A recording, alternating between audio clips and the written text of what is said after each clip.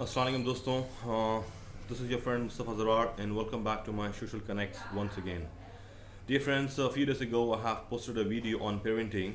So this video of mine is the extension or the continuation of that video.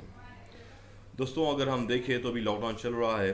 अल्लाह को पता है कि lockdown कब तक चलेगा, लेकिन बच्चे जो घर पे हैं, जो स्कूल गोइंग किड्स थे या कॉलेज गोइंग किड्स थे, ठीक है, उनके लिए बड़ा हार्ड टाइम है. पहली बात तो ये कि 2 साल पहले तक अप्रॉक्सीमेटली उनका एक रूटीन था. सुबह उठते वो अर्ली मॉर्निंग स्कूल जाते, कॉलेज जाते, फिर दोपहर में या शाम में वापस आते, फिर थोड़ी देर खेलना, फिर पढ़ाई, फिर टीवी, फिर सो जाना. ऐसे ही उनका रूटीन था और वो लोग फिट एंड फाइन थे. ठीक है, अभी ऑलमोस्ट 2 साल से वो लोग घर पे हैं. वी ऑल नो कि भाई वो लोग के पास कुछ करने के लिए है भी नहीं, तो उनको ब्लेम भी नहीं कर सकते. बट एज अ पेरेंट हमारे कुछ रिस्पॉन्सिबिलिटीज़ है, हमारे बच्चों को हम चेक रखें. तो पहली बात तो ये कि मैं बताऊंगा कि लॉकडाउन के दरमियान हमारे बच्चों को physical activity at the same time communication skills पर हमें बहुत तवज्जो देने की ज़रूरत है और उन्हें इसको हमेशा अपग्रेडेड रखना है. उनको हम कभी ये दो चीज़ उनसे हटनी नहीं चाहिए. तो मिसाल के तौर पे जब हमारे बच्चे स्कूल के टाइम पे थे तो क्वार्टरली उनके एग्ज़ाम्स आते या हाफ ईयरली आते, एनुअली आते, वो उसमें दिल जान लगा देते अपनी पढ़ाई के लिए, क्योंकि रैंक लाना था, उनका मोटो था. अभी तो ऐसा कुछ है ही नहीं. गवर्नमेंट सबको पास कर दे रही है. और मेरी लड़की लास्ट टाइम 8 में थी, अभी माशाल्लाह 10th में आ गई है. तो विदाउट मच एफर्ट्स वो 8 पास कर ली, वो 9 पास कर ली, अल्हम्दुलिल्लाह अभी वो 10th में है. But let me tell you अल्हम्दुलिल्लाह मेरी लड़की रैंक होल्डर थी. वो टॉप इन स्कूल और टॉप इन क्लास क्या बोल सकते हैं, हमेशा फर्स्ट रैंक लाना. और अल्हम्दुलिल्लाह आप रिकॉर्ड्स चेक कर सकते हैं विजुड हाई स्कूल में. ठीक है, तो यहाँ पर हम ये करते हैं कि मैं एज अ फादर बच्चों को टीवी देखने का मौका देते हैं हम लोग. ठीक है, मोबाइल गेम्स वगैरह थोड़ा खेलते हैं, देते हैं.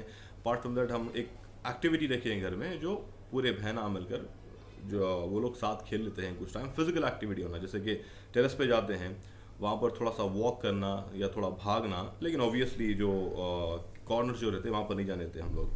सिमिलरली हम अल्हम्दुलिल्लाह गिरट कम्युनिटी में हैं, तो पर बच्चे नीचे जाते हैं, बच्चे महल्ले के सारे मिलके खेलते हैं और एक समझदारी से खेलते हैं. और कोई ना कोई पेरेंट, कभी मैं या कभी दूसरे, उन्हें वॉच करते रहते हैं. तो फिजिकल एक्टिविटी अल्हम्दुलिल्लाह उनकी अच्छी है.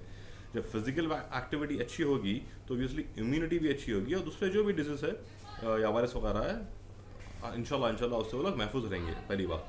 अब हम पढ़ाई की बात करें तो खाना पीना और व्हाट टू से गेम्स या मोबाइल टीवी हर वो चीज़ चल रहा है, एक्सेप्ट क्या अनटच है बच्चों के पास, वो है बुक्स. तो हमें बहुत ज़रूरत है, चाहे वो प्राइमरी से लेके कोई भी क्लास में बच्चे हो, हाई स्कूल हो या कॉलेज के हो, उन्हें सिलेबस से दूर नहीं जाने दे, उन्हें सिलेबस से टच में रखे. क्योंकि आज नहीं तो कल मे बी ये साल या अगले साल तो स्कूल खुलेगा. इफ़ इनकेस वो लोग सब्जेक्ट से जब दूर चले जाएंगे तो आने वाला जो टाइम रहेगा उनके लिए वो बहुत ही टफ हो जाएगा. तो हमें वो जो टफ टाइम उनको नहीं देना है. एज अ पेरेंट हमें समझना है और हमें उन्हें टच में रखना है. और apart from that communication skills जो है, इस पर हमें बहुत तवज्जो देना है. चाहे वो इंग्लिश हो, हमारे रीजनल लैंग्वेज तेलुगु है, या किसी को दूसरी लैंग्वेज आती है, मे बी बहुत सारे लोग गल्फ से हैं तो अरबिक आती है, या किसी को फ्रेंच, स्पेनिश, तो वो लैंग्वेजेस भी आप अपने बच्चों को पढ़ाएं.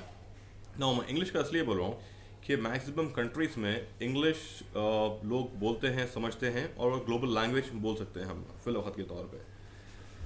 तो हम ये करते हैं हमारे बच्चों को कि रीड एक पेपर या मैगजीन जो भी कुछ होती है, ज़्यादा पेपर ही बोलूँगा मैं, कि उसमें से सारे बच्चों को पढ़ने के लिए बोलते हैं. एटलीस्ट 1 2 से 3 पैराग्राफ ये हम लोग एवरी वीक एक्सरसाइज करते हैं.